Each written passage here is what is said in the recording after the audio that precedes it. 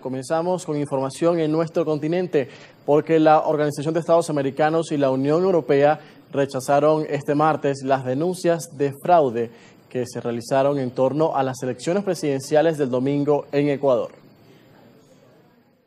Ha ido discurriendo con absoluta normalidad y que no hay ningún elemento, reitero, ningún elemento que pueda avalar ese relato sobre fraude en estas elecciones.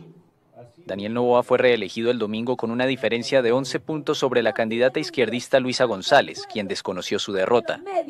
La votación se celebró bajo un clima de tensión en un país donde cada hora asesinaron a una persona entre enero y febrero. Es el inicio de año más violento desde que se tiene registro, pese a las políticas de mano dura contra el narco implementadas por Noboa.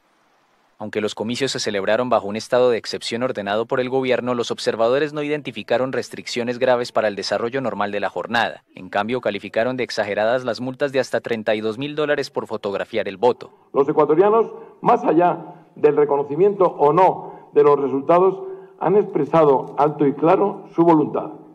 Y lo han hecho libremente y donde hay que hacerlo, en las urnas. Las misiones rechazaron los choques constantes y ataques personales entre Noboa y González que agrietaron aún más la confianza en el balotaje. También destacaron la propagación de noticias falsas, muchas veces amplificada por anuncios pagados. Pero mostraron preocupación por la desinformación, polarización y posibles extralimitaciones del candidato y mandatario Daniel Noboa. En la misma línea, la OEA observó con preocupación las condiciones de inequidad durante la campaña entre ambos candidatos, aunque señaló que el proceso se celebró en un contexto de polarización política extrema y que pese a ello la población se expresó con claridad sobre quién debe conducir el país durante los próximos 4 años. El Consejo Nacional Electoral de Ecuador defendió el martes que el proceso fue totalmente transparente e informó que por el momento González no ha presentado un pedido formal de recuento de votos. El CNE proclamará resultados definitivos en los próximos días para que Noboa sea posesionado por la Asamblea Nacional el 24 de mayo, ampliando así su mandato hasta 2029. Otra de las noticias destacadas para esta jornada es que la justicia peruana condenó a 15 años de prisión al expresidente Ollanta Humala y su esposa por lavado de activos al recibir aportaciones ilícitas para sus campañas de 2006 y 2011.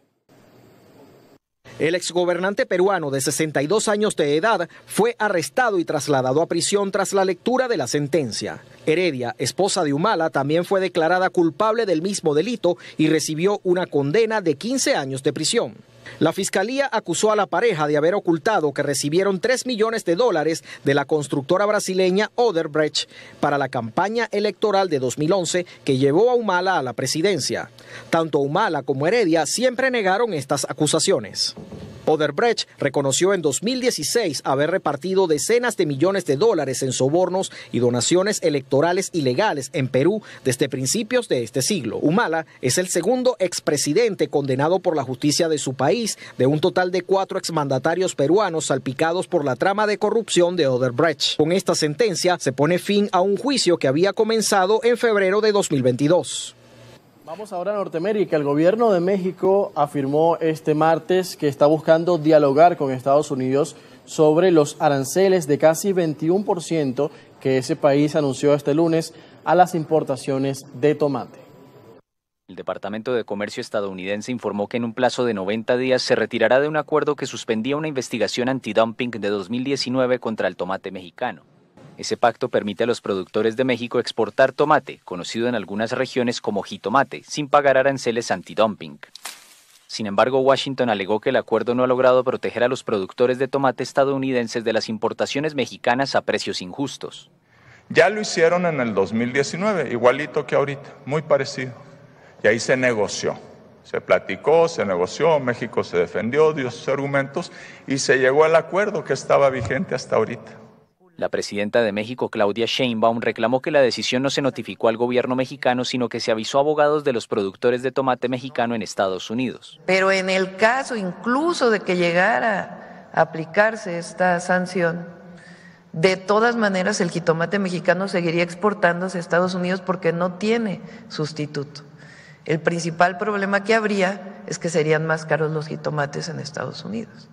El secretario de Agricultura, Julio Verdegué, añadió que 90% de los tomates que Estados Unidos importa son de México y que les van a salir más caras sus ensaladas, su ketchup y todo. México ha sido uno de los principales objetivos de los aranceles del presidente Donald Trump desde que volvió a la Casa Blanca en enero pasado. Fue el primer país, junto con Canadá, en recibir aranceles del 25% a principios de marzo. Washington acusa a sus dos vecinos de no hacer lo suficiente para limitar la entrada de migrantes y fentanilo a Estados Unidos. Estos aranceles fueron posteriormente suspendidos en gran parte, pero México también se ve afectado por el 25% de aranceles al acero y al aluminio, y por los recargos a los automóviles. Y así como México, muchos países del mundo intentan acercarse a Estados Unidos, a la administración Trump, para negociar lo que está sucediendo en torno a los aranceles. En otras informaciones, el presidente de Estados Unidos amenazó este martes con quitarle a Harvard sus beneficios fiscales luego de que la universidad se negara a cumplir con las exigencias del gobierno para combatir el antisemitismo en el campus. El Departamento de Educación congeló $2.200 millones en subvenciones federales, argumentando que las interrupciones en las clases y el acoso a estudiantes judíos son inaceptables. Harvard ha sido uno de los focos de protestas contra la guerra en Gaza, un tema que la Casa Blanca ha seguido de cerca desde el regreso de Trump al poder en enero. Y en respuesta, la universidad publicó una carta dirigida a su comunidad, donde rechaza los pedidos de Washington. El rector afirmó que no cederán su autonomía ni los derechos que les otorga la Constitución y advirtió que ningún gobierno debería decidir lo que enseñan o a quién contratan las universidades privadas. La administración Trump ya recortó $400 millones a la Universidad de Columbia por motivos similares. En el caso de Harvard, las subvenciones federales representan alrededor del 11% de sus ingresos. Vamos ahora a Medio Oriente. El líder supremo de Irán, el ayatolá Ali Jamenei, mostró este martes satisfacción respecto a las recientes conversaciones con Estados Unidos, un rival muy importante en Occidente, aunque se mostró escéptico sobre los resultados que estos diálogos puedan tener. Representantes de ambos países, que no tienen relaciones diplomáticas desde 1980, se reunieron el sábado en Omán para hablar sobre el programa nuclear de la República Islámica. Ali Jamenei se mostró satisfecho, pero admitió tener desconfianza sobre sus interlocutores.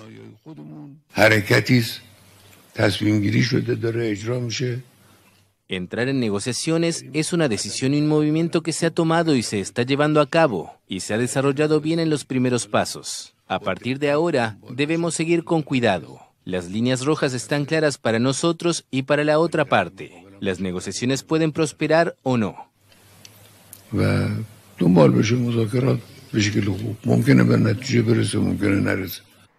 Teherán y Washington acordaron proseguir las conversaciones el sábado próximo. El lunes, el presidente estadounidense Donald Trump reiteró sus amenazas de lanzar un ataque militar contra las instalaciones nucleares de Irán si fracasa la diplomacia, calificando a los iraníes de radicales que no deben tener armas nucleares. Seguimos en Medio Oriente. Durante una visita a las tropas en la Franja de Gaza, el primer ministro de Israel, Benjamín Netanyahu, prometió que dará golpe tras golpe al grupo terrorista Hamás. Estoy aquí con el ministro de Defensa, con los comandantes de las fuerzas de Israel y nuestros soldados, tanto regulares como maravillosos reservistas. Están haciendo un excelente trabajo aquí en la Franja de Gaza, atacando al enemigo, y jamás seguirá sufriendo un golpe tras otro. Estamos decididos a que liberen a nuestros rehenes y a lograr todos nuestros objetivos bélicos. Después de casi 2 meses de tregua, el ejército israelí reanudó el 18 de marzo su ofensiva en Gaza, devastada por la guerra iniciada el 7 de octubre de 2023 tras el ataque de Hamás en Israel. Netanyahu aseguró que una mayor presión militar es la única manera de forzar al movimiento islamista palestino a liberar a los rehenes que siguen retenidos en Gaza desde ese día.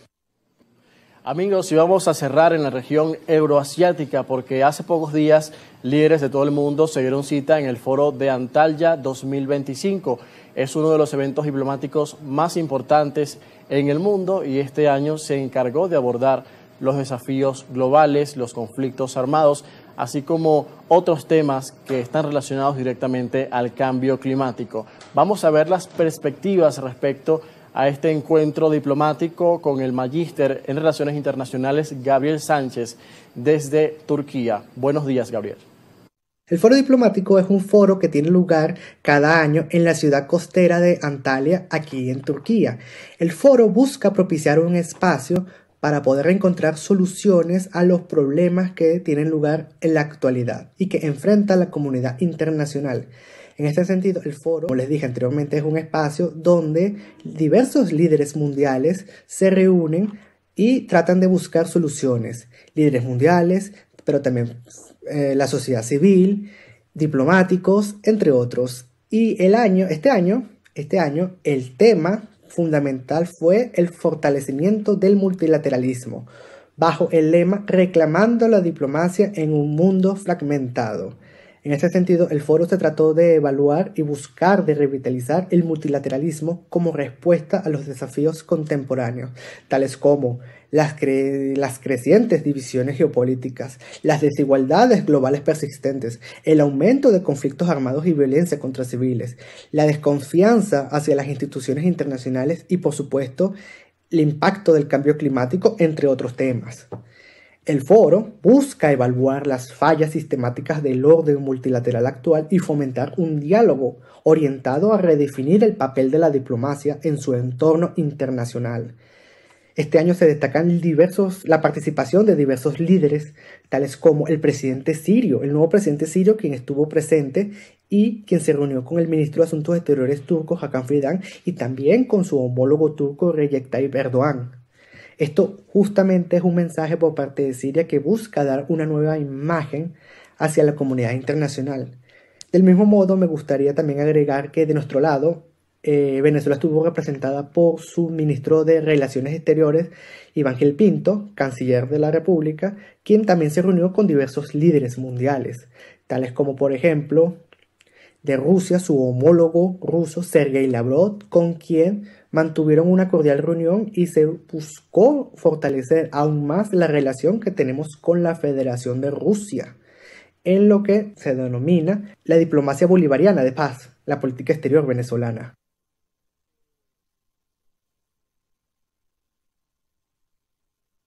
Muchísimas gracias a Gabriel Sánchez, magíster en Relaciones Internacionales, por ofrecernos una perspectiva respecto a los resultados del Foro de Antalya que terminó el fin de semana en Turquía. Vamos a hacer la pausa, son las 7 en punto de la mañana. A esta hora vamos a comerciales y después más actualidad en Primera Página, también siguiendo desde este espacio lo que tiene que ver con el Nazareno de San Pablo y la devoción mariana de los venezolanos respecto al Miércoles Santo. Ya regresamos.